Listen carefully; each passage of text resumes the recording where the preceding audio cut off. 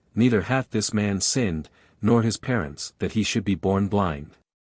In like manner we see that many children, those also who have been baptized, suffer grievous punishments, fevers, for instance, diabolical possession, and so forth, and yet there is no sin in them after they have been baptized. Moreover, before they are baptized, there is no more sin in them than in the other children who do not suffer such things. Therefore not every punishment is inflicted for a sin. Obj. 2. Further, that sinners should thrive and that the innocent should be punished seem to come under the same head. Now each of these is frequently observed in human affairs, for it is written about the wicked, Ps. 72:5, they are not in the labor of men, neither shall they be scourged like other men, and, Job 21 verse 7, why then do the wicked live, are they advanced and strengthened with riches. The words in brackets show the readings of the Vulgate, and, Habakkuk 1 verse 13, why lookest thou upon the contemptuous, vulgar, them that do unjust things, and holdest thy peace, when the wicked man oppresseth, devoureth, the man that is more just than himself? Therefore not every punishment is inflicted for a sin. Obj. 3. Further, it is written of Christ, 1 Peter 2 verse 22, that he did no sin, nor was guile found in his mouth. And yet it is said, 1 Pet. 2:21, that he suffered for us. Therefore punishment is not always inflicted by God for sin. On the contrary, it is written, Job 4 verse 7, Sequentia, whoever perished innocent? Or when were the just destroyed? On the contrary, I have seen those who work iniquity perishing by the blast of God, and Augustine writes, Retract. That all punishment is just, and is inflicted for a sin. I answer that, as already stated, a. 6. Punishment can be considered in two ways, simply, and as being satisfactory. A satisfactory punishment is, in a way, voluntary. And since those who differ as to the debt of punishment, may be one in will by the union of love, it happens that one who has not sinned bears willingly the punishment for another, thus even in human affairs we see men take the debts of another upon themselves. If, however, we speak of punishment simply, in respect of its being something penal, it has always a relation to a sin in the one punished. Sometimes this is a relation to actual sin, as when a man is punished by God or man for a sin committed by him. Sometimes it is a relation to original sin, and this, either principally or consequently. Principally, the punishment of original sin is that human nature is left to itself and deprived of original justice, and consequently all the penalties which result from this defect in human nature. Nevertheless we must observe that sometimes a thing seems penal, and yet is not so simply. Because punishment is a species of evil, as stated in the first part, 48 Quetzales, a. 5. Now evil is privation of good. And since man's good is manifold, viz. good of the soul, good of the body, and external goods, it happens sometimes that man suffers the loss of a lesser good, that he may profit in a greater good, as when he suffers loss of money for the sake of bodily health, or loss of both of these, for the sake of his soul's health and the glory of God. In such cases the loss is an evil to man, not simply but relatively. Wherefore it does not answer to the name of punishment simply, but of medicinal punishment, because a medical man prescribes bitter potions to his patients, that he may restore them to health. And since such like are not punishments properly speaking, they are not referred to sin as their cause, except in a restricted sense, because the very fact that human nature needs a treatment of penal medicines is due to the corruption of nature which is itself the punishment of original sin. For there was no need, in the state of innocence, for penal exercises in order to make progress in virtue, so that whatever is penal in the exercise of virtue, is reduced to original sin as its cause. Reply Obj. 1. Such like defects of those who are born with them, or which children suffer from, are the effects and the punishments of original sin, as stated above, 85 Quetzales, 5, and they remain even after baptism, for the cause stated above, 85 Quetzales, a. 5, add 2, and that they are not equally in all,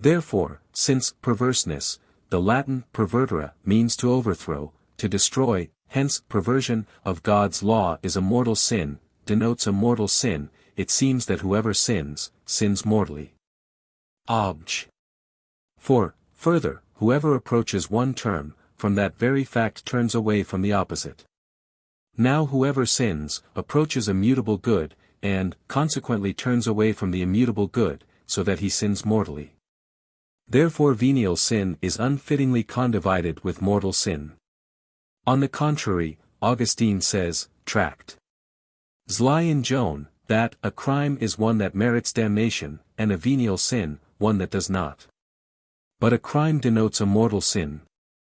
Therefore venial sin is fittingly condivided with mortal sin.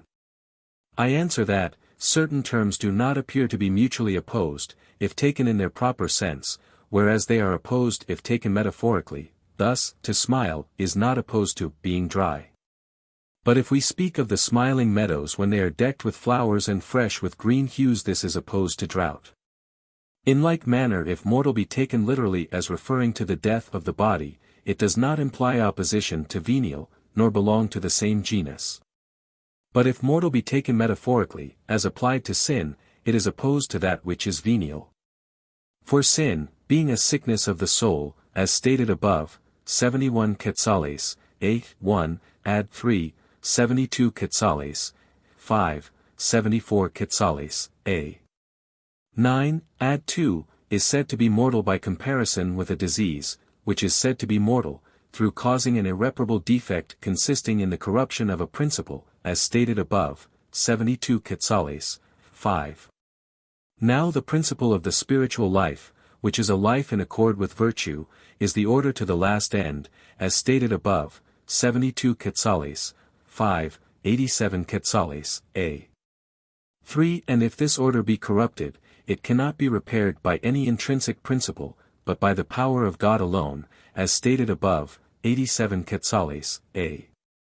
3. Because disorders in things referred to the end, are repaired through the end, even as an error about conclusions can be repaired through the truth of the principles. Hence the defect of order to the last end cannot be repaired through something else as a higher principle, as neither can an error about principles. Wherefore such sins are called mortal, as being irreparable.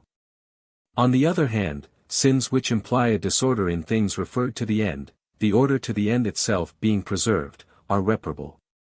These sins are called venial, because a sin receives its acquittal, veniam, when the debt of punishment is taken away, and this ceases when the sin ceases, as explained above, 87 quetzales, 6. Accordingly, mortal and venial are mutually opposed as reparable and irreparable, and I say this with reference to the intrinsic principle, but not to the divine power, which can repair all diseases, whether of the body or of the soul. Therefore venial sin is fittingly condivided with mortal sin. Reply Obj. 1. The division of sin into venial and mortal is not a division of a genus into its species which have an equal share of the generic nature, but it is the division of an analogous term into its parts, of which it is predicated, of the one first, and of the other afterwards. Consequently the perfect notion of sin, which Augustine gives, applies to mortal sin. On the other hand, venial sin is called a sin, in reference to an imperfect notion of sin, and in relation to mortal sin, even as an accident is called a being, in relation to substance, in reference to the imperfect notion of being. For it is not against the law, since he who sins venially neither does what the law forbids, nor omits what the law prescribes to be done, but he acts beside the law, through not observing the mode of reason, which the law intends. Reply Obj. 2. This precept of the Apostle is affirmative, and so it does not bind for all times. Consequently everyone who does not actually refer all his actions to the glory of God, does not therefore act against this precept. In order, therefore, to avoid mortal sin each time that one fails actually to refer an action to God's glory, it is enough to refer oneself and all that one has to God habitually. Now venial sin excludes only actual reference of the human act to God's glory, and not habitual reference, because it does not exclude charity, which refers man to God habitually.